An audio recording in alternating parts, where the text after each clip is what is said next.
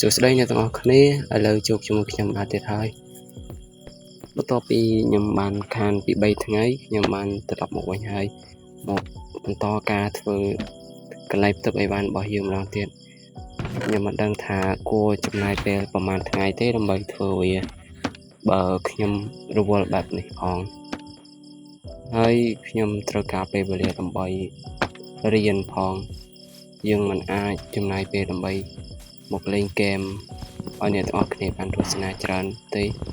ខ្ញុំសន្យាជាមួយអ្នកទាំងអស់គ្នាពីមុនពិតជា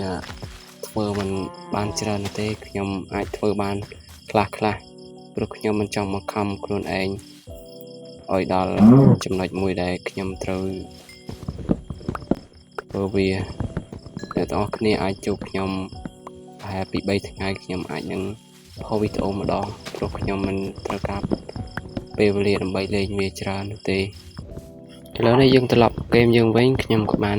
មកដើររកកាប់ឈើដើម្បីយកទៅប្រើប្រាស់ព្រោះយើងខ្វះឈើច្រើនយើងមិនអាចរកឈើណាបាន free បន្ទាប់ពីខ្ញុំចំណាយពេលដើម្បីកាប់ឈើនោះអស់រៀងពេលយូរដែរខ្ញុំបានឈើដែលសមរម្យខ្ញុំក៏បានយកវាមកបែកដើម្បីធ្វើឆេះនិងធ្វើ item frame ដើម្បីយើងយកមកដាក់កន្លែងយើង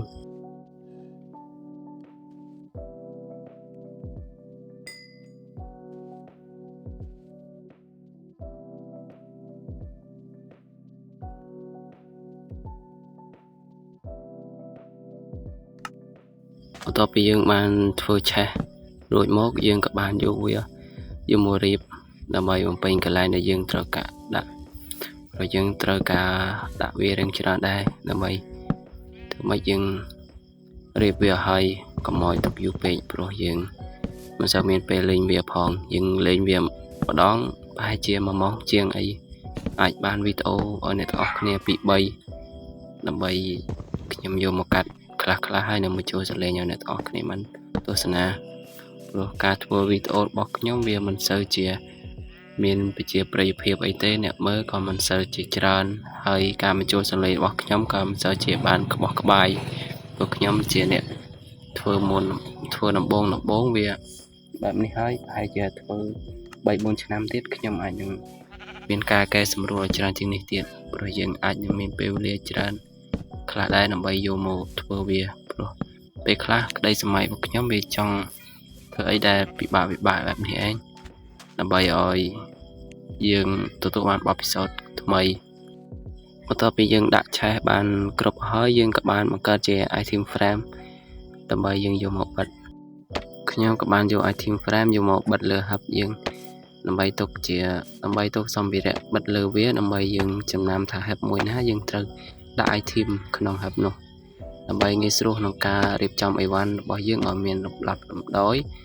ហើយងាយស្រួលក្នុងការយកទុកដាក់ផ្សេងយើងមិនពិបាកបន្តមកទៀតខ្ញុំក៏បានយកឈើយកមកដាក់ខាងលើដើម្បីធ្វើជាដំបូលប្រក់ព្រោះយើងមិនចង់ធ្វើឲ្យវានៅទទេស្អាតចេះទេយើងចង់ដាក់ដំបូលដាក់អីឲ្យវាមើលទៅស្អាតជាងមុនព្រោះយើងចង់បានបែបស្អាតហើយខ្ញុំក៏បានចំណាយពេលយូរដែរដើម្បីធ្វើវាវីដេអូដែលខ្ញុំ record នេះប្រហែលជាកន្លះម៉ោងដែរខ្ញុំបានកាត់ចូលវាទាំងអស់នៅសល់តែ7នាទីកន្លះព្រោះយើងមិនចង់ចំណាយពេលដើម្បី upload វីដេអូវាយូរពេកខ្ញុំធ្វើនៅលើទូរស័ព្ទផងធ្វើម៉េចបើយើងមិនមានលទ្ធភាពហើយមានកុំព្យូទ័រដែរតែខ្ញុំមិនបានជាផ្ដោតអារម្មណ៍រៀនទៅលើវាច្រើនព្រោះយើងចង់ធ្វើអីដែលពិបាកសិនមិនចង់ធ្វើអីដែលស្រួលសិនដំបូលកន្លែងដាក់អីវ៉ាន់របស់យើងជិតរួចរាល់ហើយខ្ញុំគ្រាន់តែថែមថយនៅកេនជ្រុងបន្តិចបន្តួចព្រោះយើងចង់ដាក់វាមើលទៅវា perfect ជាងមុនព្រោះយើងមិនចង់ឲ្យវាមើលទៅវាជ្រុងពេកយើងចង់ដាក់វាក្លេចក្លៀនតាមណាឲ្យវាមើលទៅទំនងជាងមុនឲ្យវាស្អាតព្រោះយើងចង់បានបែបស្អាតហើយខ្ញុំបានជាលេងជាមួយមិត្តភក្តិអីទេព្រោះយើងនៅតែ solo ដដែលពួកគេអាចនឹងមានដៃគូឲ្យខ្ញុំមិនមានដៃគូដូចគេលេងឆាតលេងអី ពេលខ្លះលេងហ្គេមបន្តិចបន្តួចគ្រាន់តែពេលអបសុខប៉ុណ្ណោះឯង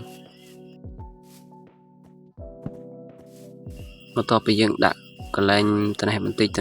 ទៅមើលពីចម្ងាយទៅវារៀង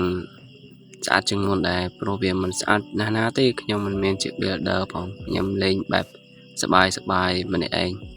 ព្រោះយើងចង់ survival តែឯងគ្មានការលេងជាមួយអ្នកណាផងហើយខ្ញុំបានចូលមើលខ្លះព្រោះយើងធ្វើច្រើនដែរយើងចំណាយពេលទៅលើវាយើងត្រូវតែមើលហើយខ្ញុំក៏បានត្រឡប់មកវិញហើយមកមើលជុំវិញខ្លួនព្រោះថាអីវ៉ាន់យើងនៅក្នុងហឹបនេះរៀងច្រើនដែរយើងមិនដឹងគួរធ្វើអីខ្ញុំក៏បានយកដែក10ដុំយកមកដើម្បីធ្វើជាគៀងមើលទៅវាអត់គ្រប់គ្រាន់យើងយកថែមទៀតដើម្បីបំបែកធ្វើជាគៀងដើម្បីយកទៅដាក់បំភ្លឺព្រោះយើងមិនចង់ឲ្យ zombie spawn ពិសេសគឺ creeper បកកែកតិចអីវ៉ាន់យើងយកធ្វើជាគៀងធ្វើអីខ្ញុំក៏បានផលិតជាគៀងរៀងច្រើនដែរព្រោះយើងត្រូវការវាដើម្បីដាក់បំភ្លឺហើយបើយើងនៅសល់គឺយើងអាចទុកយកទៅដាក់កន្លែងអីផ្សេងទៀតហើយបន្ទាប់ពីយើងបានធ្វើរួចខ្ញុំក៏បានទៅមើលសរេសរងកន្លែងដែលយើងគួរដាក់ត្រង់ណាឲ្យមើលទៅស្អាតហើយវាភ្លឺកុំឲ្យមាន zombie spawn ព្រោះយើងមិនចង់ឲ្យវា spawn ទេយើងចង់លេងបែបសបាយ